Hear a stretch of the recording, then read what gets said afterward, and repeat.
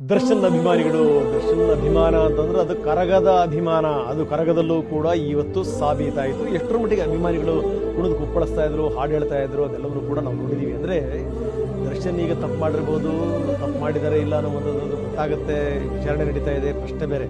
ಆದರೆ ಅಭಿಮಾನ ಅನ್ನುವಂಥದ್ದು ಕರಗಿಲ್ಲ ನೋಡಿ, ವೆರಿ ಇಂಪಾರ್ಟೆಂಟ್. ಸುಮ್ಮನೆ ಬರಲ್ಲ ಇದು, ಎಲ್ರಿಗೂ ಬರುತ್ತೆ ಅಂದ್ಕೋಬೇಡಿ. ಇದು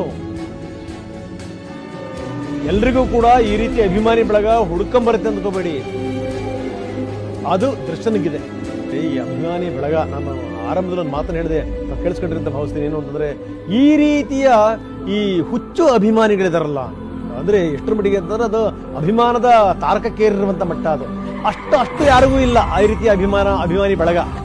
ನೋಡಿ ಎಂಥ ಅಭಿಮಾನ ಅಂತ, ಬಹಳ ಆಶ್ಚರ್ಯ ಆಗುವಂಥದ್ದು. ಅದು ಈ ಅಭಿಮಾನ ಇದೆಯಲ್ಲ, ಇದು ಕರಗುವಂತ ಅಭಿಮಾನ ಅಲ್ಲ ಅನ್ನುವಂಥದ್ದು ಸಾಬೀತಾಗ್ತಾ ಇದೆ ಪದೇ ಪದೇ. ಜೊತೆಗೆ ಈ ತಪ್ಪು ಒಪ್ಪುಗಳು ಬೇರೆ, ಅದು ಕೋರ್ಟ್ ತೀರ್ಮಾನ ಮಾಡುತ್ತೆ. ನಾವು ಇಳಿಸಲದ್ದನ್ನು ಹೇಳಕ್ಕೆ ನಾವು ಖಂಡಿತವಾಗ್ಲೂ ನಾವು ತಯಾರಿಲ್ಲ. ಎಲ್ಲೋ ಕಡೆ ಅವರು ಪೊಲೀಸರು ಕಾಲು ಹಿಡ್ಕೊಂಡ್ಬಿಟ್ರಂತೆ, ಪೊಲೀಸರು ಬೈದ್ರಂತೆ, ನಿಮಗೆ ಗುಂಡು ಹೊಡಿತೀವಿ ಅಂತಂದ್ರಂತೆ.